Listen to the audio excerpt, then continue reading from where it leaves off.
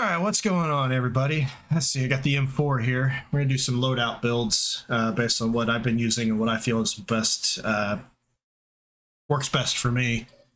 We're rocking the M4 here. Got the Harbinger D20 muzzle. Got the high tower 20-inch barrel.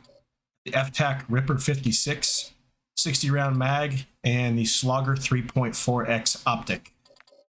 For the Harbinger D20 muzzle, we go max recoil smoothness, max bullet velocity. For the high tower 20-inch barrel, we go max recoil steadiness and damage range max.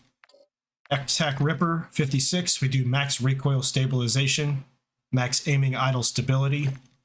And for the Slogger 3.4X, you always want to go far for the eye position.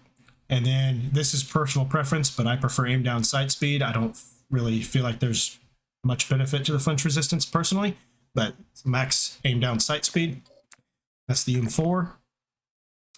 For the Fennec, I use the Fennec Covert Force Barrel, VLK LZR 7 milliwatt, Slimline Pro optic, Agile Assault 7 stock, the Fennec Mag 45 round. The tuning for the Fennec Covert Force, max aim walking speed, max aim down sight speed. VLK. See the tuning on the, again, far. Want that far always. A little bit less visual recoil. Max aim down sight speed. Agile Assault 7 stock. We want the aim down sight speed max and the aim walking speed max. That's the Fennec. That thing shreds. Absolutely awesome.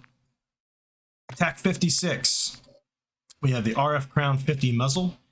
17.5-inch Tundra Pro barrel, Slogger 3.45 optic, the Tactique Brute stock, and 60-round mag. For the tuning on the RF Crown 50, we have max recoil stabilization, max gun kick control. For the barrel, we have max recoil steadiness, max damage range. The Slogger, max aim down sight, max eye position on far. And the Tactique Brute stock, max aim down sight speed, max aiming idle stability. And then the RPK, and this one is, I believe J-God is the one that did this one, although I don't know he uses the 3.4X. That's what I've been rocking the 3.4X, I like it a lot better. Polarfire S muzzle, F-Tac Ripper 56, 7.62 high velocity, FT-Tac Elite stock, Slogger 3.4X optic. Tuning, max recoil smoothness, max bullet velocity. F-Tac Ripper underbarrel, max recoil stabilization, max aiming idle stability. The 3.4X optic, max aim down sight speed, far position for the eye position. High velocity rounds, max recoil smoothness. Leave the grain in the middle on default for the recoil steadiness and bullet velocity.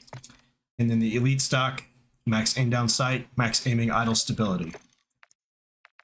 Let's see, and then we have the Lachmann sub. I'm using the X10RR40 muzzle, the VLK laser 7 milliwatt, Slimline Pro, FT mobile stock, 50 round drum, max aim down sight speed, max bullet velocity, aim down sight speed again, far position. Aim down sight speed max, aim walking speed max. Then I also have the P890 pistols with a Kimbo, FT Steelfire, Bruin Express, auto armor piercing rounds, 1 milliwatt pistol laser. For the tuning on the muzzle, max recoil smoothness, max bullet velocity. Max recoil smoothness, sprint to fire speed on the trigger. Auto piercing rounds, you want damage range and bullet velocity. And that's it for the pistol. As far as perks go, I run the same across all of them, except for my high alert package. I use the commando package for high alert with fast hands and scavenger, as well as strong arm. These two I don't really care too much about, but fast hands and high alert kind of helps. Especially if you're playing solos or duos, you can tell when somebody's looking at you, so you can turn on them. This one, I run weapon specialist, and it has overkill, strong arm, spotter, and survivor. Survivor's kind of nice. If you get downed, the team automatically gets pinged, and then you also get revived faster by allies. Spotter, spot enemy equipment, field upgrades, kill streaks through walls. That's pretty nice. And then mainly because of overkill is why we run that. I don't run Ghost on any of my hits. But if I was going to run Ghost, I would probably run this one because of the double time and also the tracker.